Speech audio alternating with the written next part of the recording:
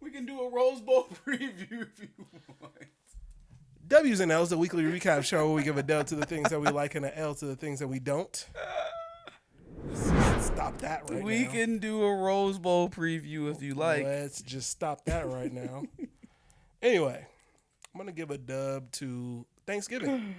Thanksgiving was great. Thanksgiving was absolutely dope. It's always great to see family and, take a little bit of break and just, realize what you're thankful for and all that good stuff. Sure. Have some good food and kick it. Yeah. It's always good. I know you probably had a good time out in North Carolina. I did, man. I did. The trip was a little long getting down there. We left late afternoon. We left around like 4 o'clock. So got a little dark gear going through West Virginia. I hate that, but other than that, we had a good time. Yeah. Had a good time. Enjoyed myself. We had a few more days of vacation here, and then it's back to work. Got you. Yeah, I don't know. I think it's always great to have Thanksgiving when you have black people around you that can cook. Yeah. You know what I mean? Like, I don't know what it's like over on that side, but on this side, Thanksgiving is great. Goes down. That's my only dub. Oh. Well. You know what? But I'm going to go into a toss-up first. Because I'm seeing on the timeline a lot of people putting these two movie franchises against each other. And I just wanted to know what your take on it was, because I know mine. Rush Hour movies versus Bad Boy movies. I already know my answer. But I'm going to let you tell yours before I spoil mine. That's tough. I'm going to go Bad Boys, though. I'm going to go Bad Boys. I'm a little biased because I'm a Will Smith super fan. Okay. That's fair. I don't know if we're going to go see Emancipated. Are you? I don't know. I mean, I feel like I'm going to go to support, but I am just over slave-themed films. Now, this one is more of a revolt. I haven't seen that movie. Well, Nate Parker made one, too. Mm-hmm. But, they haven't really seen that story told too much. Django. That's not a slave revolt. That is a slave revolt. Oh, yeah. Okay, fair enough. So, but I may give it a chance. We'll see. I'm going to see it either way. I just don't know if I'm going to go pay for it. We'll just see. We'll see. Yeah. But yeah, I'm going to go with Bad Boys because I'm biased and because I feel like they're funnier. Even though I think Rush Hour has the more memorable moments. Agreed. It has the better one-liners. Yeah. Oh, yeah. I think overall, Bad Boys is funnier, though. And it's the action. Bad Boys 2 was something else, boy. I was literally going to say, I think Bad Boys 2 might be the best movie. Out of all of them, yeah, for sure. But both I franchises. think I'm going to go Rush Hour. Because Rush Hour, at least Rush Hour 1 and 2. No, they hit them out of the park. But then you have Rush Hour 3, and then you have Rush Hour 4, which was... Like, wait, how many are there? Are there 3 or 4? I think there's 3. I was going to say, there's a Rush Hour 4. So the one where they had the bald head chick who had the map on her head, was that 3? I think that was 3. Okay. Because they were in France. There you go. Okay, so Rush Hour 3 was not good. Yeah, Rush Hour 3 was not good. And not even really memorable. Mm-hmm. Now, Bad Boys 3 was good. Yeah.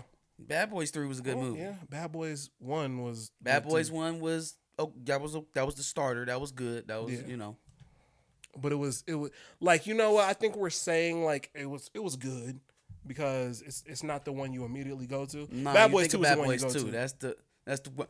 Who that? Who that in my house? It's the devil. The devil is not welcome here. It's my shit. Bad Boys 2 is definitely the best movie for sure.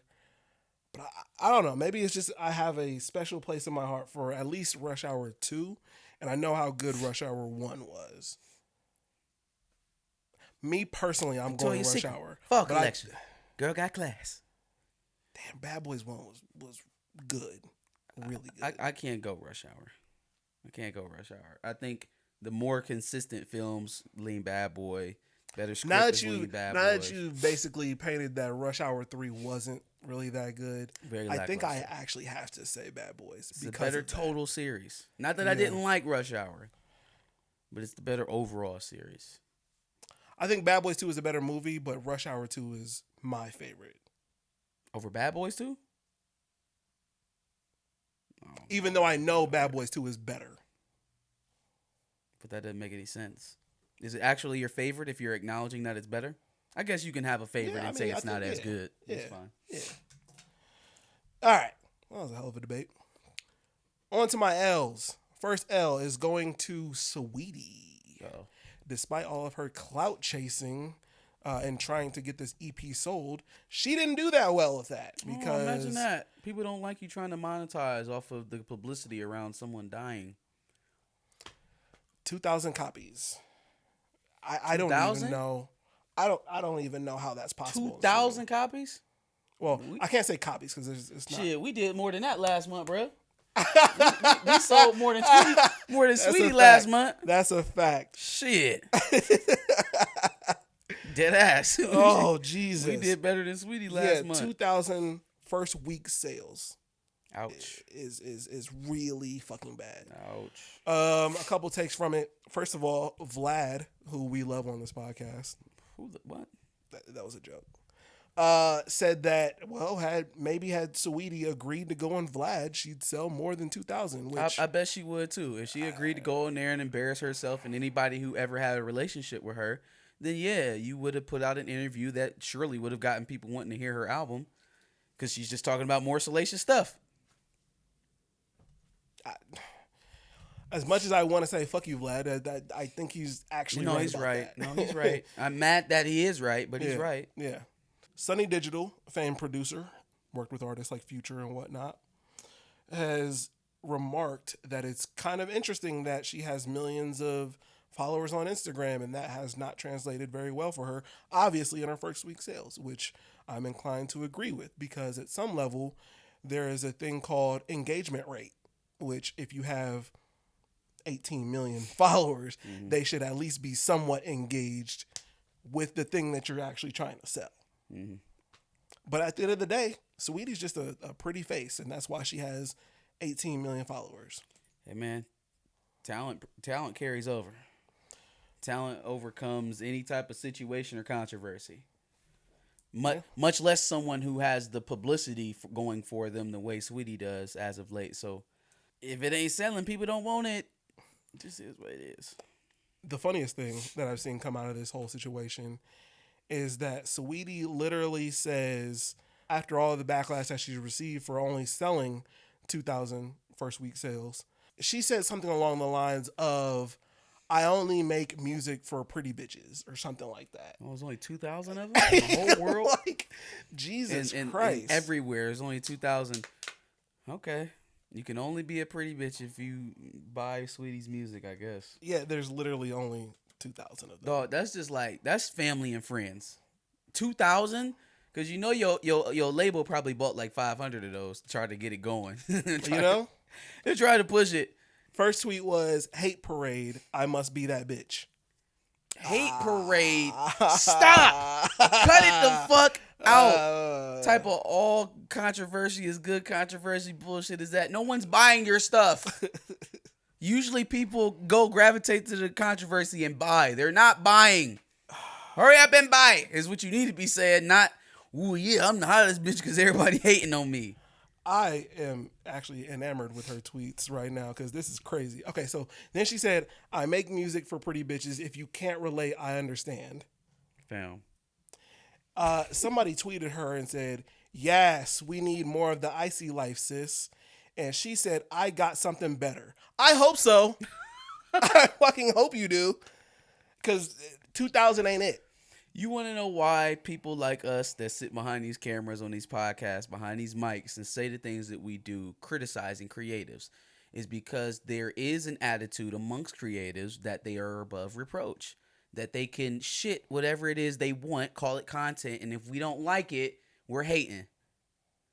We have to buy this shit in the first place to even listen to it or watch it, right? To even consume it, I have to concede my finances to you. But then if I criticize you, which I essentially bought the right to do, I'm hating. I'm trying to lead a hate campaign on you. I hate black women. It's not how it works. Hey, look, if your shit sucks, it sucks. Doesn't matter if it's a Marvel movie or if it's an album. Sucks. That's a fact. And the only way to tell whether or not, well, most of the time, you can tell whether or not something says, whether or not people like it, is whether or not does it sell. If it doesn't, then go back to the drawing board and do better. Stop complaining. Y'all want the money, the fame, the millions, and you don't want to be able to be criticized at all. Yeah. That's just how life works in this social media era of things. But shit kills me. No one can criticize me. I'm just being a creator. This is all I can do as a creator. You see, you don't understand art. That's your problem. You don't get it. You don't understand art. You just don't understand. You want to sit back there and critique as if you have a right to with your dollars. How dare you? Whew. Yikes. My next L is going to horny niggas on Twitter. Uh-oh. Niggas going to horny jail. So I've been seeing this video pop up on my timeline quite a bit, and I never really paid it any attention until literally today. It's a video of Chun-Li from Street Fighter. Oh, okay. I thought you were talking about Nikki. No, the real, actual Chun-Li. It's a video of her in like a fighting stance, and like I had never gotten past that because I'm just like, I don't know what's going on here. I'm just gonna keep scrolling. I don't know if it's the next Street Fighter that's coming out or what. I still don't know that. But you start to see like somebody like kicking her and fighting her. I guess it's another Chun-Li. So I don't know if they're just showing off the graphics for Street Fighter and whatnot. Mm-hmm. But the reason why it's getting so much acclaim and clout right now is because niggas on Twitter are saying shit like, "Oh, you can tell the new Street Fighter graphics is sweet. Look at the look at the jiggle on her ass when she's getting kicked."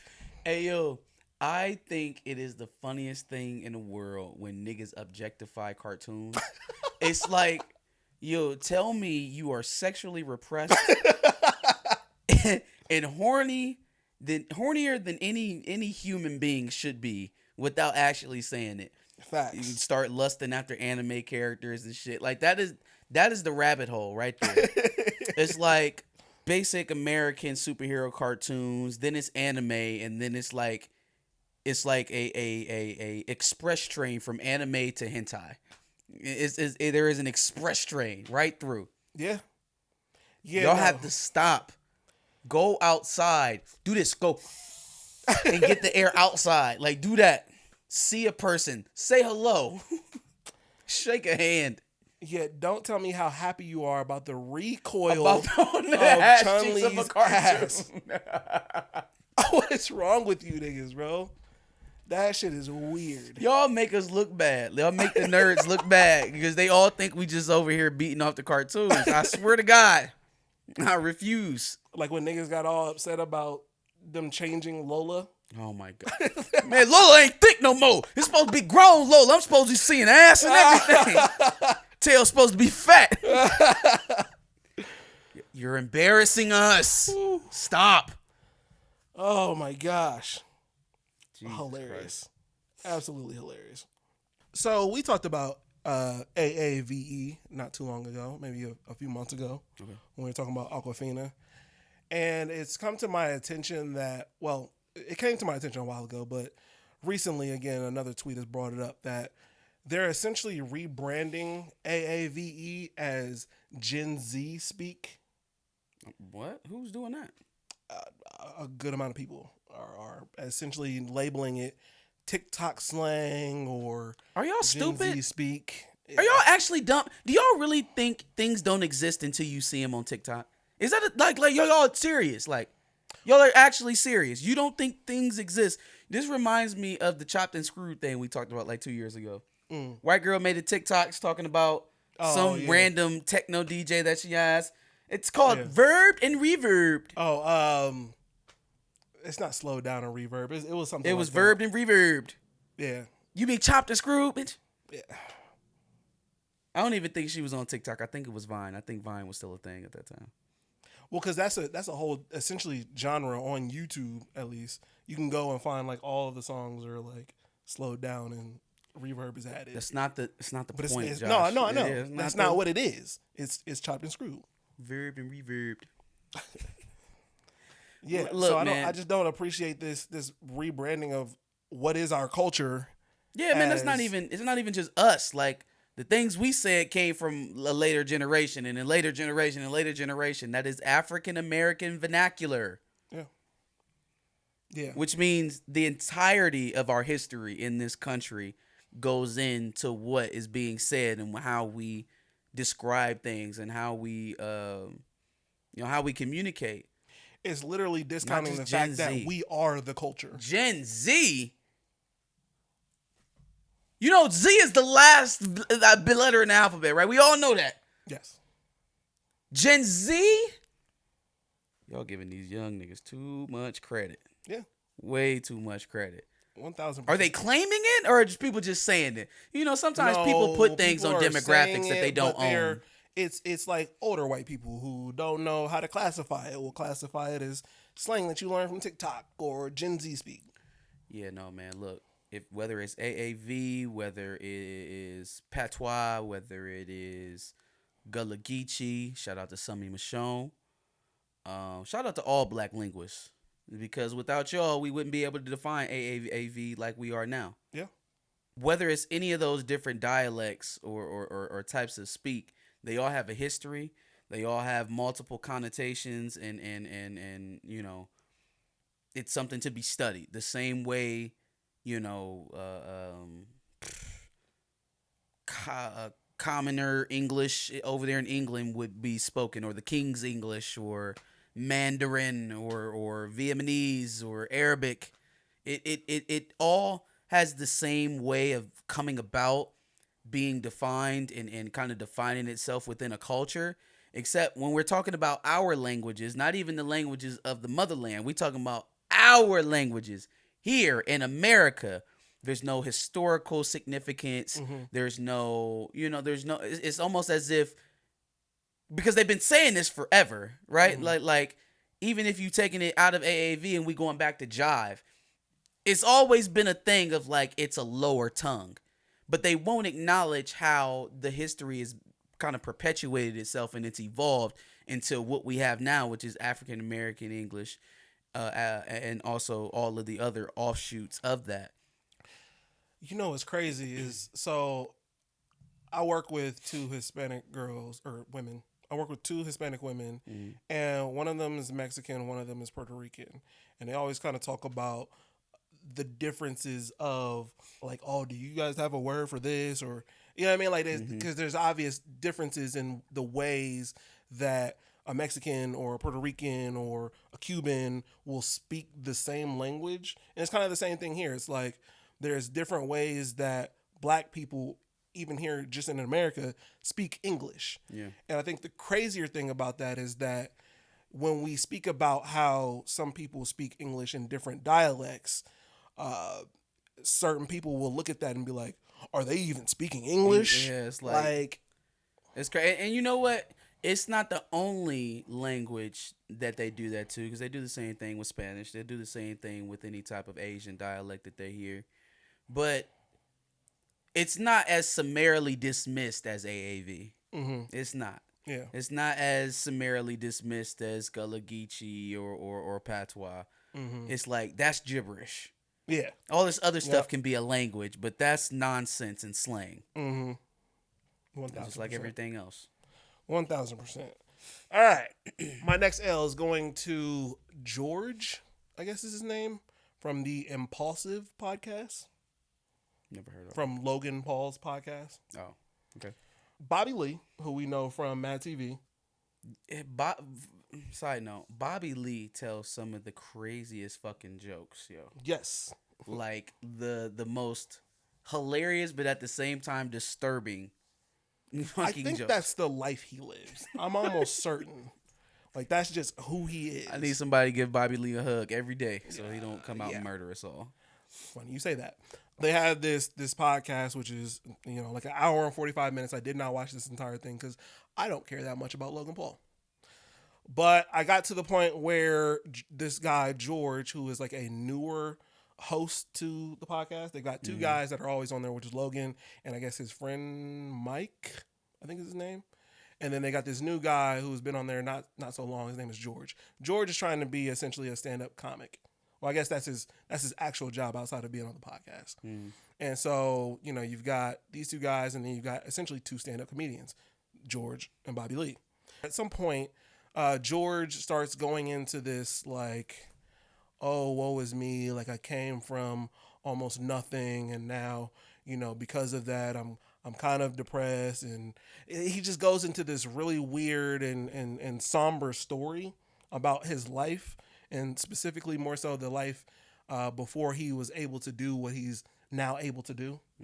And Bobby Lee, being a comedian, kind of cut into it and starts making jokes, funny jokes at that, very funny jokes, downing everything he's saying. Because it's like, damn, like, you're really sitting here having this conversation for like 20 minutes, downing the entire fucking thing we've got going here.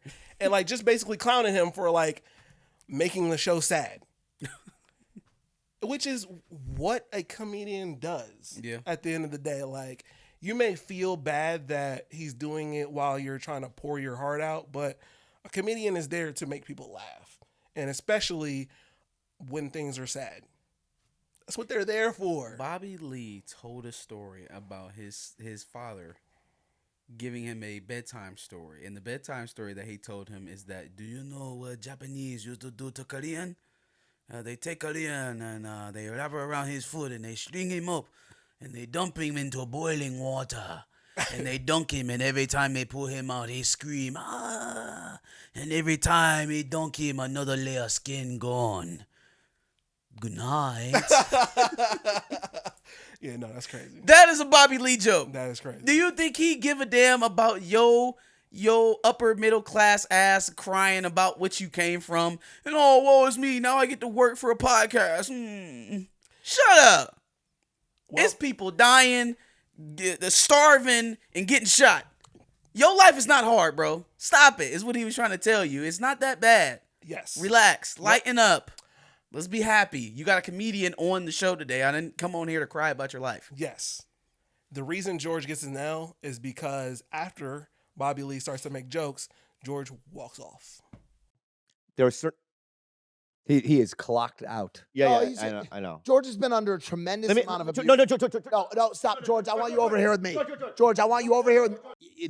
He walked, and that's a first, and now we're going to have to deal with the fallout of this episode for the Logan, next 2 Mike, months. I swear to God, Bobby Lee, you pissed off my co-host. He's probably crying in the driveway. you know, the Beatles could have lost Ringo. Oh, yeah. Oh, man. Couldn't take the jokes, so he God just damn walked it. off. God damn it. You can't be a comedian if you don't understand that, hey, sometimes even the shit that you wanted to be serious, We can't keep talking about how much be we made fun want of. men to be shown and we need to solidify our male image and all that other stuff. And we putting weak shit like this out, man. That's weak sauce. It's weak sauce. Stop losing your frame. How about you be the change that you want to see in media? Those of you that have the actual platform to do that. How about you act like men? And not just crazed misogynist, men. How about y'all be men in real time, encourage your followers to be real men, and then hopefully that'll perpetuate and it'll trickle down. At least that's where it'll start. But while y'all up here doing all this weak shit, you for sure can't sit up here talking about being men. That's weak sauce. That's Very weak sauce. For one aspiring comedian to walk off because an established career comedian is ribbing him on a podcast. bro, if you're a comedian, rip back at him. That's what a comedian would do. But I don't know. My next L is going to Herschel Walker because he's having a hell of a week with all these dumbass things he's been saying. Did they already have the runoff? When is the runoff? I think it's the first week of December. Oh, okay. So it first started off with him getting on the podium and talking about some movie that he saw with werewolves and vampires. And somehow that Twilight? was supposed to, maybe that's what he was talking about. Twilight. So I swear to God, he went on and just started rambling on about some movie that he saw. And then Bella has the baby. Now, when she has the baby, that causes crazy on both sides. Even the head vampires, they come down and say, no, you can't have that baby, Miss Lady. You're supposed to be a human.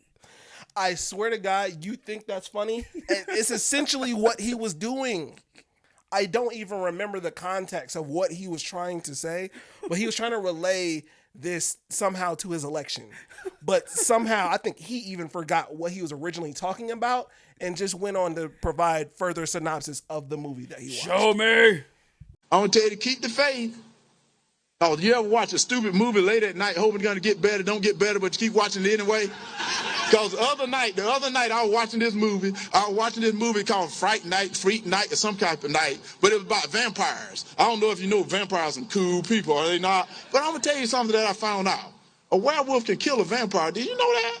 I never knew that, so I didn't want to be a vampire anymore. I wanted to be a werewolf. But then anyway, as I'm watching this movie, and then you can tell how stupid it is because it's 1 a.m. So I'm watching my TV, these kids watching their TV, a vampire kill on their TV. So you know it's kind of stupid, but I'm still watching though. As I'm watching this show, what was funny, these kids had a vampire in their attic at their house. So they was watching their TV.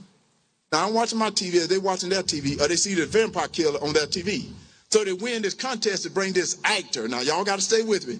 Bring this actor who's a vampire killer from that TV to get rid of this real life vampire in their attic. So as this actor comes to their home, he got all the right stuff. He got all the right stuff because, you know, got to have a stake and got to have a thing to kill him in the heart. And he got a necklace of garlic because that worked. I don't know what it does, but it worked. You got to have a cross because it burns. I know that worked. And then all of a sudden, this is what was so funny about it. As they're walking through the house, this guy's got the holy water. He's blessing the house, this actor. Now, he's all fake. He's blessing the house with his holy water. They walked upstairs and this vampire looking real good in this black suit. Whoa, that sounds like Senator Warnock, doesn't it? Looking all good in this black suit, floated from the ceiling. He floated from the ceiling looking good and cool. And I'm thinking, whoa, they better get out of that house. If somebody float from your ceiling, get out of that house. That's not your house. But as he floated from the ceiling, the kid jumped behind their hero. As they jumped behind their hero, the guy jumped in front of him with this holy water, threw it on the vampire's forehead. He covered his eyes. Then he took his hand away. He started laughing. And he said, that don't work. He took the cross, he put it on the vampire's forehead. And the vampire didn't even do anything. He said, that don't work. And that's the way it is in our life. It doesn't work unless you got faith. It is time for us to have faith. We got to have faith in our fellow brother. We got to have faith in this country. We got to have faith in the elected officials. And right now, that's the reason I'm here. Did you know a vampire can get killed by a werewolf? Now I want to be a werewolf. And then he also called the election an erection. Not sure if you saw that. No. Yeah, he called the election an erection. So I am going to win this erection. Whew, you thought Joe Biden was bad with the gas. Jesus Christ, this man is losing it in front of our eyes. My last L before we have the transient L that I'm going to hand to you. My last L is going to Frontier Airlines. So Frontier has apparently rolled out a annual pass. Frontier, they got their fucking nerve. An annual pass. Yep. Yeah, I think it's got like they fucking $600, $700, and you can fly wherever you want to go. Of course, there are some blackout dates. It's like 300 of the 365 dates that you can use. So I guess they blacked out like 65 days. Yeah, but do you want to consistently travel on Frontier? Ask yourself that before you do it. You know? Yeah. No, I would not. Like consistently, like every time you fly, because you buy a $600 or $700 annual pass, then that's probably, you know, that's worth at least 2, 3, 4 flights. So yeah, I'm probably using them. Do you really want to fly Frontier every time? Well, here's the thing. I'm gonna have some questions about that, right? Like, is that going to include all the fees that you nickel and dime me for? Like, what's going to happen with that? Do I got to pay more on top of that? Yeah, do I pay more for my bags on there? What happens when you delay my flight and transfer me somewhere else and I have to sit in the airport for 12 hours? Do I get a credit? Mm-hmm. Do you give me some of my annual pass money back? Do I get any perks at all along with that? Or is it last time I got delayed for more than 8 hours in a Frontier terminal, they lied to me and told me I was getting a free bag at my next stop. So, you know, with that, you would think you would have some questions and whatnot, which, you know, obviously we just came up with a couple at the top of our head. Frontier decided, nah, fuck that. We're turning our phones off. What? Their customer service through phone to pick up and call them? No more. Can't call them niggas. What do you mean? Okay, so wait. They're gonna put out the annual pass, but then they dissolve their customer service division. The only way you can contact them now is through some kind of chat box and I think email. Stop it. So they know that this is going to be a shit show. They absolutely know. And they just said, nah. Nah. Just figure it out on your own. Okay. And you going to have people at your terminals fighting. They going to be fighting for their life at them terminals because they going to have to tell these people, we don't have the pilots. The stewardesses aren't here. You got to wait. No, I'm not comping your back. Knowing it's Frontier, yes, that's literally going to happen. Okay, because it's already happening. Yeah. It's already happening. Yeah. Now you about to have these people that have shelled out $700 for you to ride for a year, and you going to treat them like crap and then give them no recourse by which to voice their complaints. Okay, cool. You're putting your employees in danger. Yep. People been fighting at airports lately. I don't know if you've been seeing it, but people have been catching fades at airports. They don't give a fuck. So about you're going to no build followers. up their anger over an inferior product and then give them nowhere to release that anger. I wonder where there's going to go. Maybe the people wearing your brand standing right in front of them. Yes. I wouldn't work for Frontier. I wouldn't work for Frontier ever. Whew. You mean you're going to push your customer service division off onto the regular employees? Yep. The pilots, the stewardess, the counter people? Yep. Probably Yep. saved them a few million too. Yeah.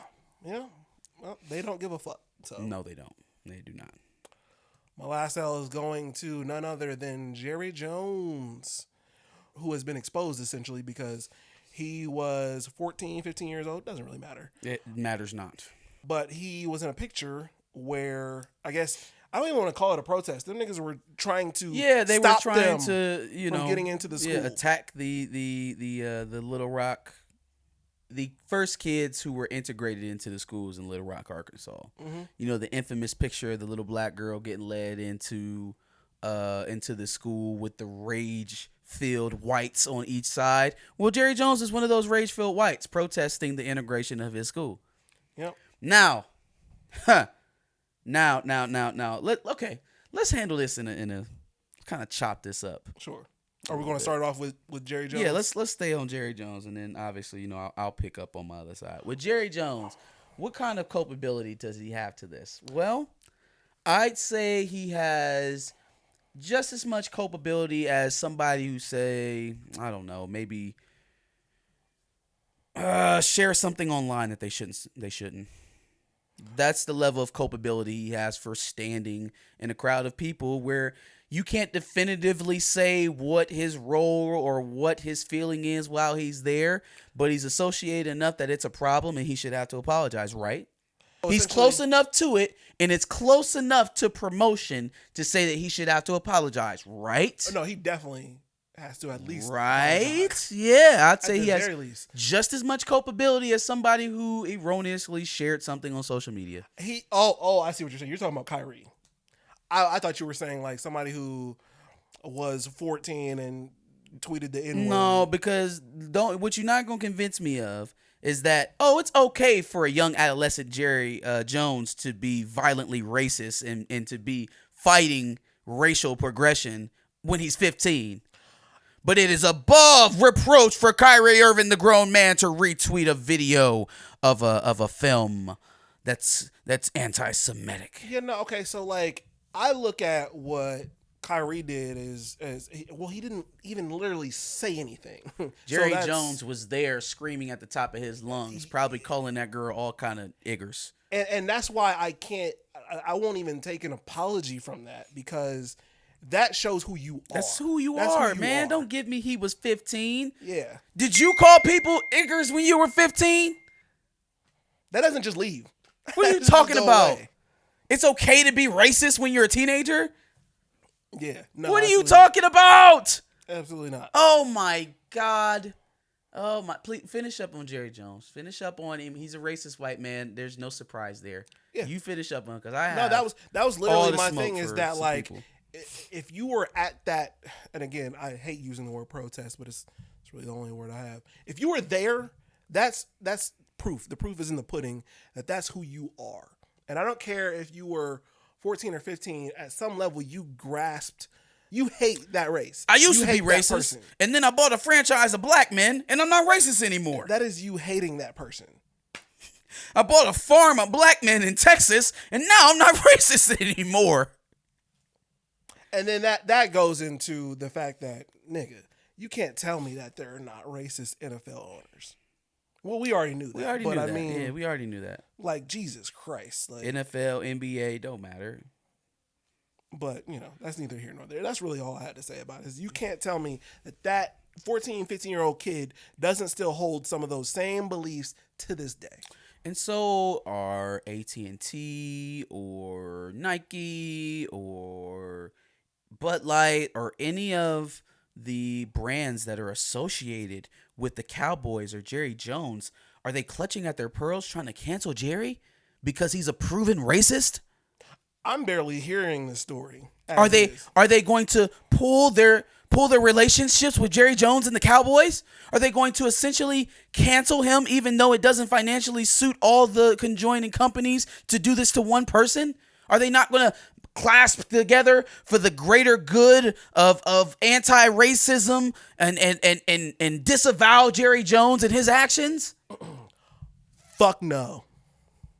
Absolutely not. Y'all niggas show y'all hypocrisy every day. Absolutely not. Every single day. That's why I don't believe a single one of you. Yeah. That's why I don't believe a single one of you.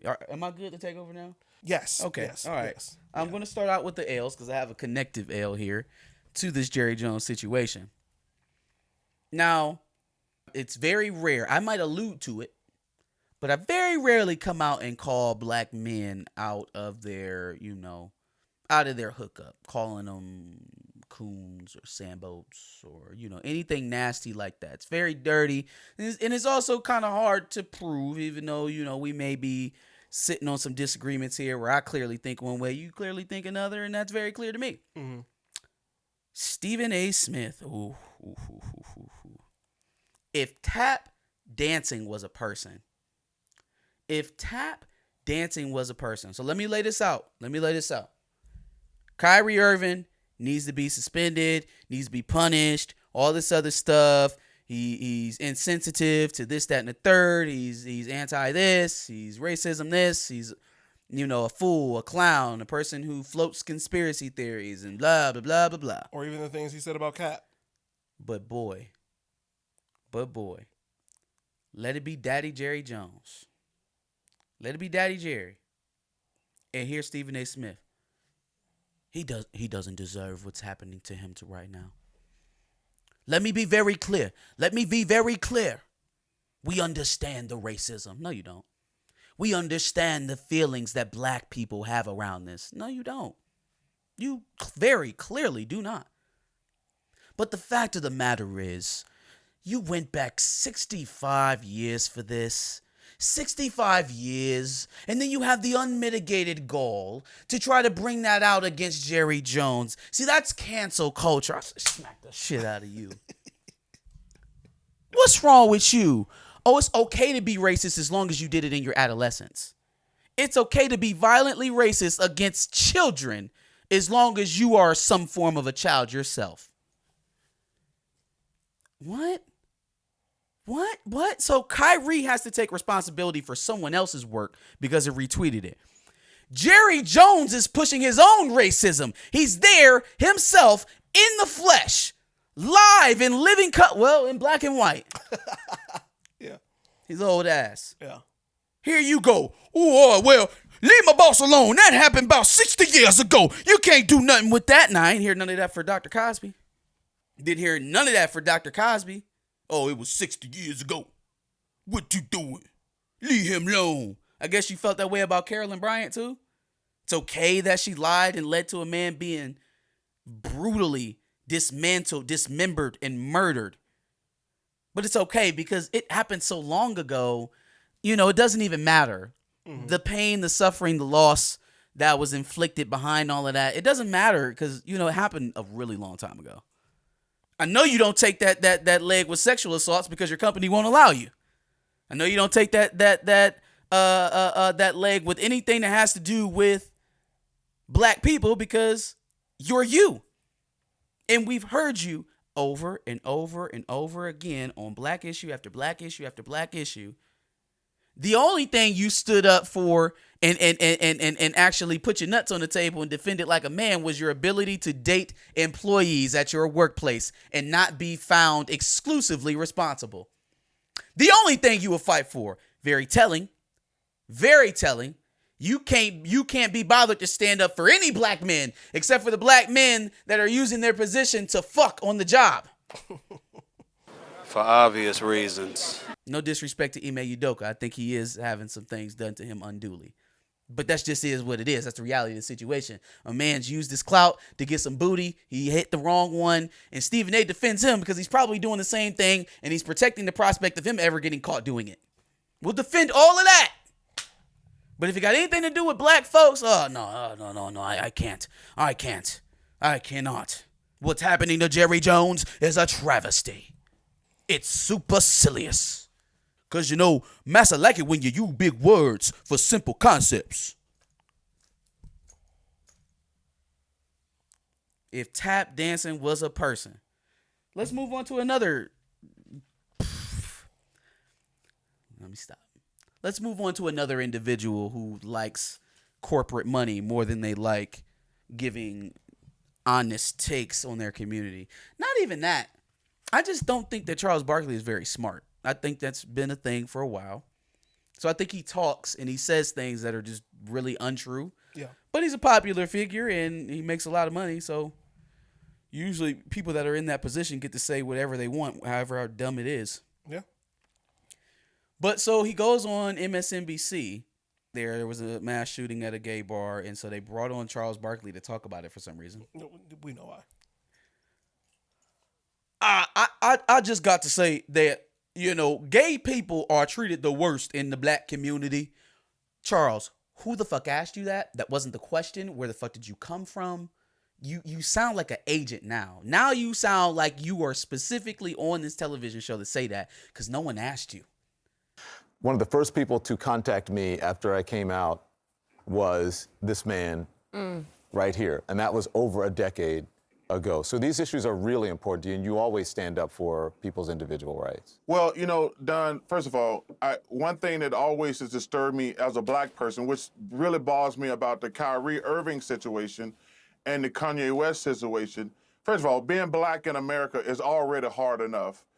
And for us to go at other ethnic groups just makes things worse because it's hard enough being black. And one thing that's always disappointed me, black people treat gay people, we are the worst when it comes to treating gay people. And that's one thing growing up, it really always bothers me. And I want to reach out to you and all my gay friends, all my transgender friends, and tell you, man, I got nothing but love and respect for you. I want you to be you. And I wanted you to know that day, because I understand being black, what it's like being gay, because you get mistreated, and it's really unfortunate and sad and stupid, to be honest with you. Huh? I understand being black, what it's like being gay, because What does that have to do with this situation? Was it even a black person that shot them up? No. Was it even a black person who did the shooting?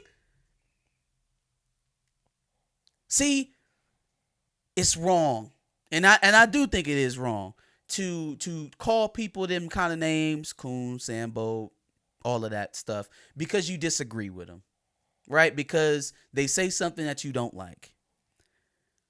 But there's a select few that go out of their way, even when they are not being asked to do so, to try to tear down black people. And when they are black, it's even more damning. It is even more damning. Now, it's a combination of that and the fact that Charles Barkley is not smart at all. I think I know what ability got him into Auburn, and it sure wasn't the reading ability. Like, what is that supported by, Charles? Gay people are treated the worst in the black community based on what? Black people don't make laws to keep gay people from being together or getting married. Black people don't discriminate gay people from getting fucking wedding cakes. Gay people are not actively seeking the desecration and the dehumanizing of gay people. We don't legislate it. We don't fight for it. That's not us. What are you talking about? Oh, That's all his politician friends, his Hollywood friends that do that type of shit. Or the cultures who kill people because they're gay. Or maybe them Saudi nationals that you work for because they literally murder gay people. Like literally. Documented. Stone them in the street. Biblical style.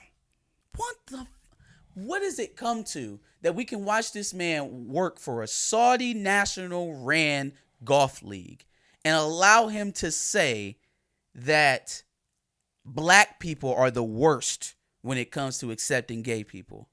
I got some more heat for people on the piggyback of this Jerry Jones thing and with Charles Barkley. It was a lot of y'all who was calling Kyrie stupid. It was a lot of y'all that was saying, you know, Kyrie is this, he's that, he's anti this, going along with the narrative, right? And then trying to disavow the supporters of Kyrie, people that showed up to support Kyrie, even the black Israelites. I don't got to be completely in line with the black Israelites to appreciate the fact that they showed up to support Kyrie. Mm-hmm. What's weird to me is the folks that looked at that and with embarrassment. This is embarrassing. I'm sorry. Thousands of black people coming out to support a black guy, a black man. That's not embarrassing to me.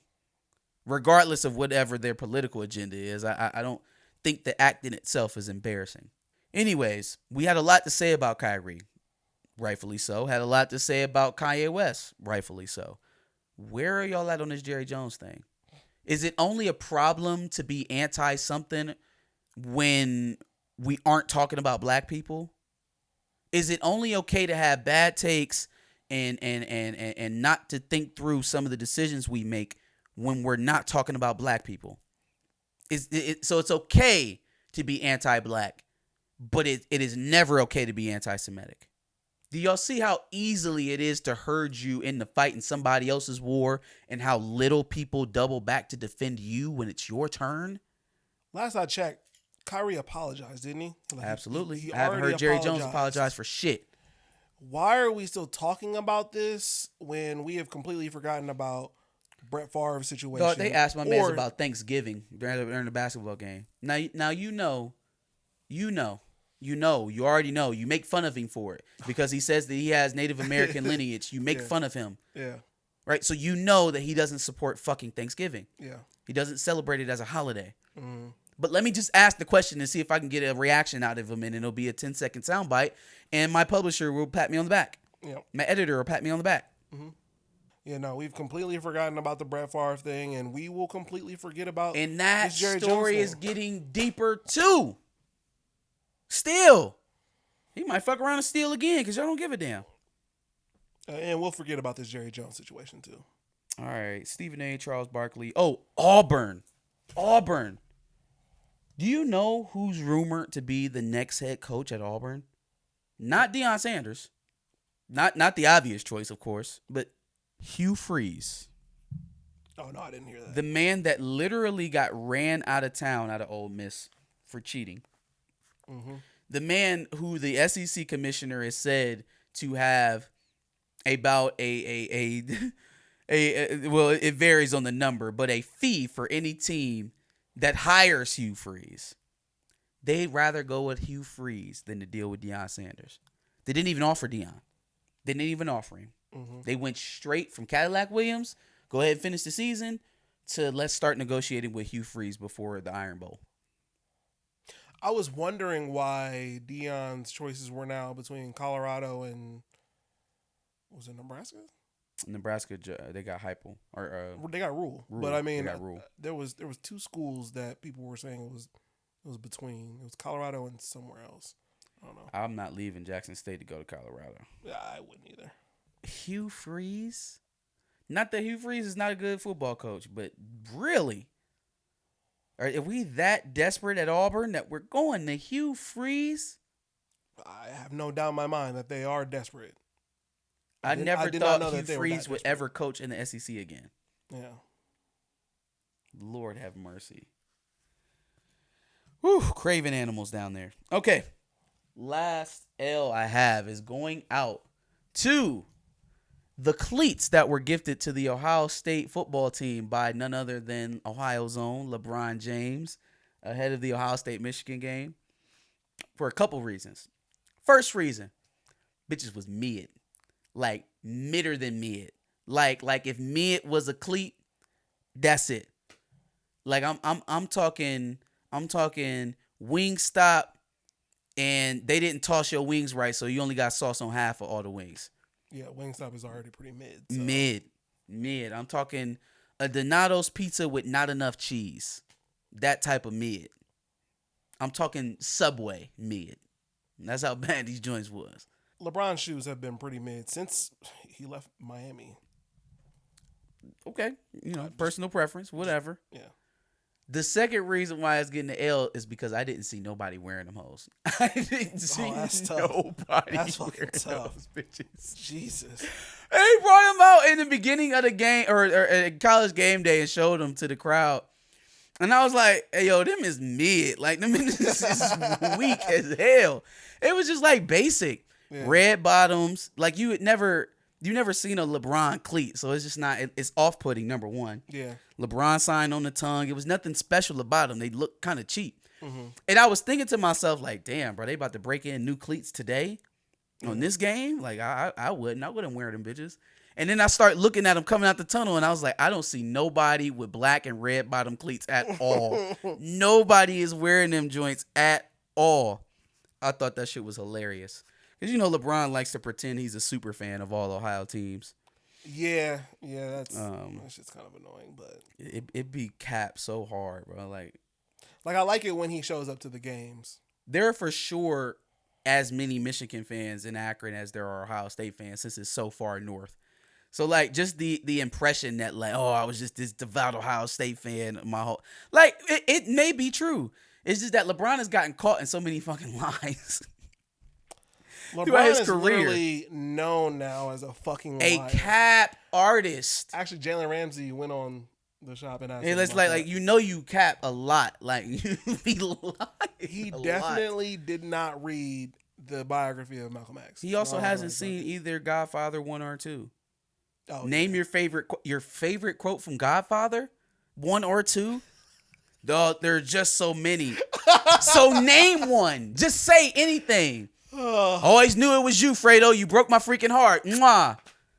You come to me today on the day of my daughter's wedding. You're asking me for a favor. Like, if you've seen 5 minutes of those movies, you'll find a one-liner. I don't even think you need to see The Godfather to quote something from it. Like, that's how iconic it is. Come on, man. And he definitely lied about the night Kobe went for 81. I was like, I think he's going to get like 70. I said 70. Something like 60, 70. Like, why do you cap so hard? Damn. Who's the biggest liar, him or SZA?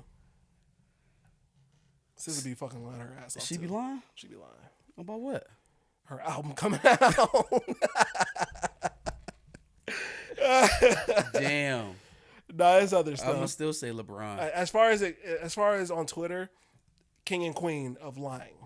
He also said that he's not pro hate for anybody except for when we're talking about Taiwan and China. I don't support hate anyways. That's why I didn't air the shop interview. Oh, but you sure did come out with your platform and say and tell the NBA to fly right and stay in China's good graces, no matter what human rights violations they got going on in Taiwan. I guess we accept hate there. Everywhere else, I don't accept it. Jewish people, no. We don't accept it there. Them Taiwanese, ugh. Yeah. Pick and choose.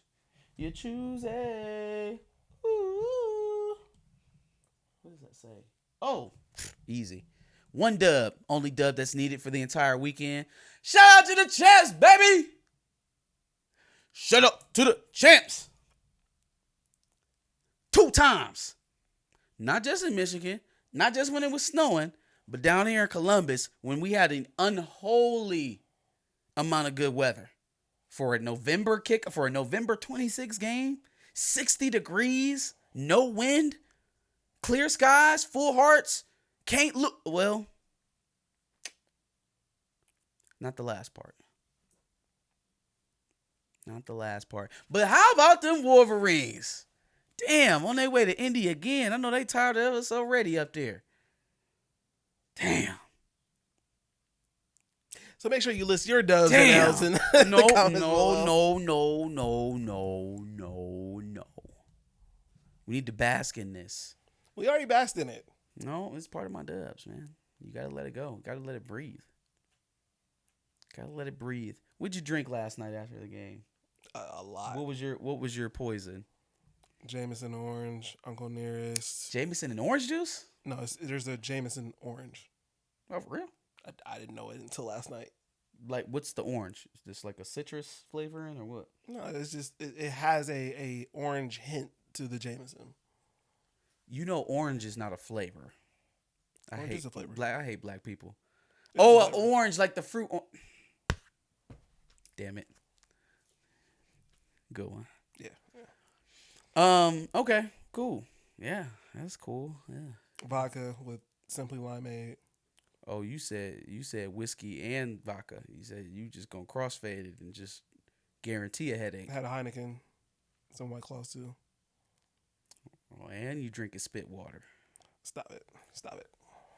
Damn, dog, you ain't had to drown yourself like that. It's only the second loss. See, that's why I love us, because we're resilient. Well, most of us are. Some of y'all have been bent over since 16. And didn't even want to get up after 2021. I don't know what's wrong with some of y'all. I don't get it. Only thing Michigan had to do was beat them niggas one time, and I have the ultimate confidence, and I will bet on them every time until they change it. Some of y'all have been scared into betting on your team even when they're good. I don't understand that. You gonna waste all this time talking about, oh, well, the passing game needs to be stronger, and that's not going to beat Ohio State all the way into 2 Big Ten championships. Now, looking back on it, if you were one of those fans, wouldn't you much rather enjoy the ride for what it was and then have this end result than to be bitching habitually every week in and week out? Seeing what the result was, now that we've clearly proven that you're wrong, and we don't need to throw more and than we have for the entire season. Again, only threw 24 times in this game. It's no more than he's thrown in any other game. Probably less than some. It was definitely less than Indiana. Now that we know that you're wrong, definitively, wouldn't you have just rather you enjoyed the games for what they were while they were happening? Instead of belly aching and worrying about losing to Ohio State? Because until this year, they were never worried about losing to us. Now, I think that does something to change the psyche. But until this year, even after last year, they were never worried about losing to us. They weren't worried about their season being derailed by a loss to us. We changed that. But it didn't, you know what I'm saying? It shouldn't take that much for our side, is all I'm saying. That's all I'm saying. Don't let them beat you into submission. That's the end of my list. Yeah, last segment is getting cut out. Anyway. Niggas hate. Make sure you, when my name come across, it's not Marcus Too Raw. It's King of the North. Or 2-time Big Ten champ. Whatever you want to put on there. Either one of those will work. Again, you haven't played the second game. Again, I don't think you guys are going to lose. No, to Purdue, do we actually need to? Yes. If I'm going to put that, yes. Purdue, look, we don't want to hurt y'all. So just come in real easy with your hands up, and we'll make this as painless as we can, okay? I'm joking anyway. I'm not going to put that. Anyway. You are. Take us out. Make sure you find a Wolverine and tell him congratulations. Also, like, share, subscribe. Give us your thoughts on our Dubs and L's. Give us your Dubs and L's in the comments below. Come back next Wednesday at 10 for another Dubs and L's segment. And make sure you subscribe because obviously we like to go over our Dubs and L's every week at Wednesday at 10. So make sure you subscribe to be there and check out some of our other Dubs and L's recaps, see what we talked about in previous weeks. Go Blue! Go who?